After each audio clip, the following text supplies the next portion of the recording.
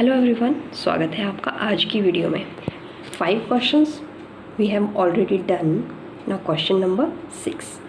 Arif took a loan of rupees 80,000 from a bank. If the rate of interest is 10% per annum, find the difference in amounts he would be paying after 1.5 years if the interest is compounded annually and second option is compounded half yearly. Arif loan लेता है 80,000 का, जिस पे rate of interest है 10%, time है 1.5 year. आपको दो situations में निकालना है इंटरेस्ट।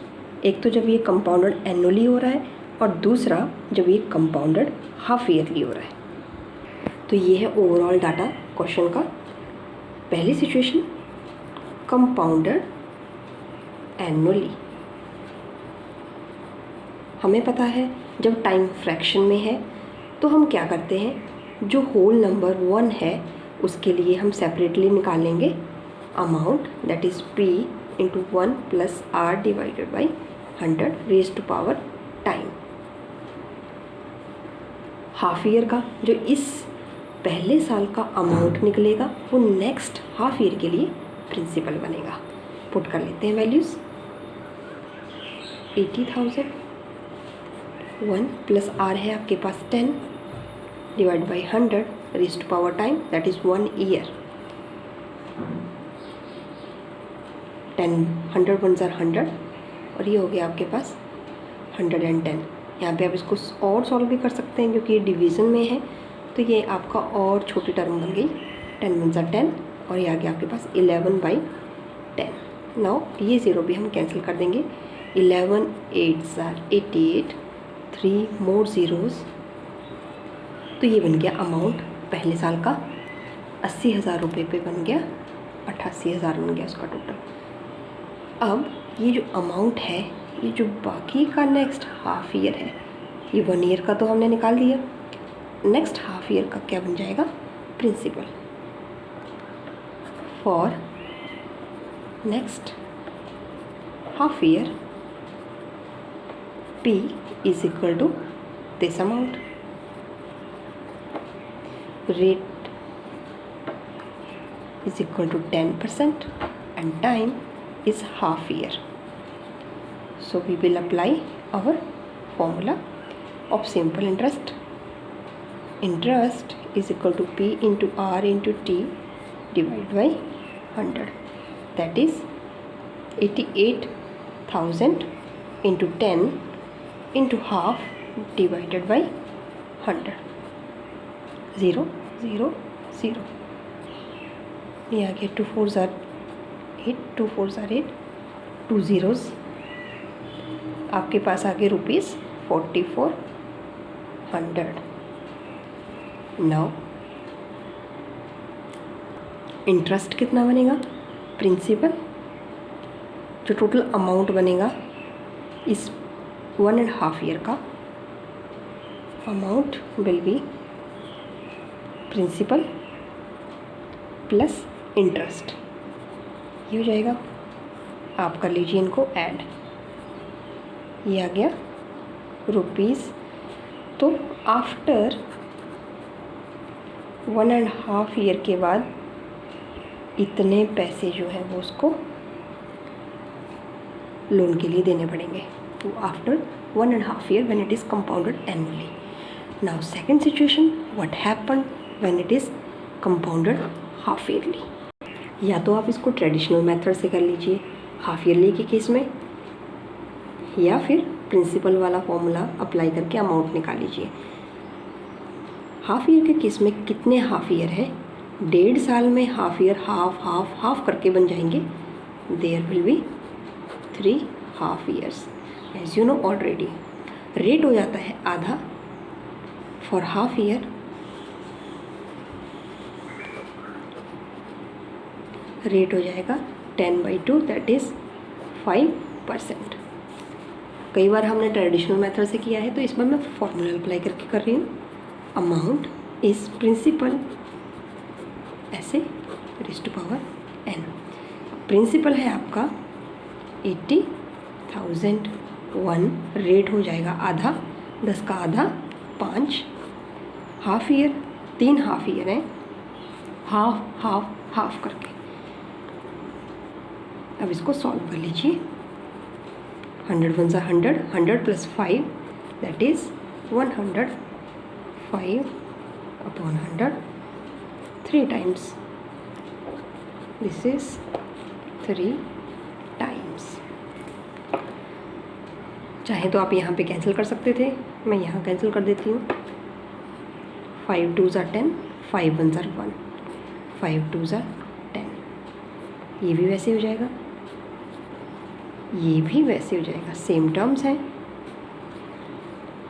नाउ 1 2 3, यहाँ से हमने कैंसिल आउट कर दी 3 zeros। 2 2 = 4, 4 2 = 8, तो यहाँ से 8 ये सीधा हो गया कैंसिल। अब हमें 21 का पता है, 21 का square that is 441 multiply by 21, 21 का क्यूब दैट इज़ हमने किया था क्यूब और क्यूब रूट में मल्टीप्लाई करेंगे, आपके पास इतना आ जाएगा। साथ ही साथ एक ज़ीरो और है, तो अमाउंट बन जाएगा आपके पास 92,610 रुपीज़। बेसिक तरीका समझने पर आपको सारे क्वेश्चन ईजिली आ जाएंगे। As question number 7, Maria invested ₹8,000 in a business. She would be paid interest at 5% per annum, compounded annually. जो आरिफ वाले क्वेश्चन की फर्स्ट ऑप्शन थी सेम वैसा है, कंपाउंडेड एनुअली। ये पी आ जाएगा, ये रेट आ जाएगा, और टाइम बताया है फर्स्ट ऑप्शन में 2 ईयर। तो जो आपने आरिफ वाला क्वेश्चन किया, इसी में अगर आप सारी वैल्यूज़ पुट करेंगे, पी की वैल्यू आ जाएगी 8,000, 1 प्लस रेट है आपका अगेन 5 और टाइम है आपका 2 ईयर्स। सारी वैल्यूज़ में आपको मिल गई, आप कैलकुलेशन कर सकते हैं, दैट विल बी अमाउंट आ जाएगा। और साथ ही साथ पूछा है interest for the 3rd year. तो जो मारिया वाले केस में आपके पास अमाउंट बनेगा वो नेक्स्ट 3rd ईयर के लिए, वो 2 सालों का होगा, 2 सालों का है, वो नेक्स्ट ईयर के लिए क्या बन जाएगा, प्रिंसिपल, रेट, फिर टाइम। 3rd ईयर के लिए निकालना तो 2 सालों का निकल चुका है, 3rd ईयर के लिए हम 1 वैल्यू पुट करेंगे और फिर से यही फॉर्मूला लगा देंगे, आपके पास अगेन इसका आंसर आ जाएगा। As this is same question, so I am leaving it to you. Question number 8, find the amount and the compound interest on ₹10,000 for 1.5 year at 10% per annum, compounded half yearly. Would this interest be more than the interest he would get if it was compounded annually?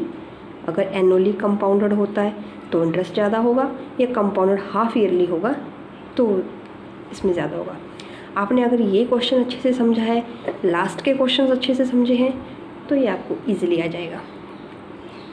यहाँ पे P, time, rate आपको दिया है। Annually के case में आप first year का, जैसे इस केस में हमने निकाला अलग से, नेक्स्ट जो फर्स्ट ईयर का अमाउंट बना वो नेक्स्ट का प्रिंसिपल अगले हाफ ईयर के लिए निकाले जाएंगे।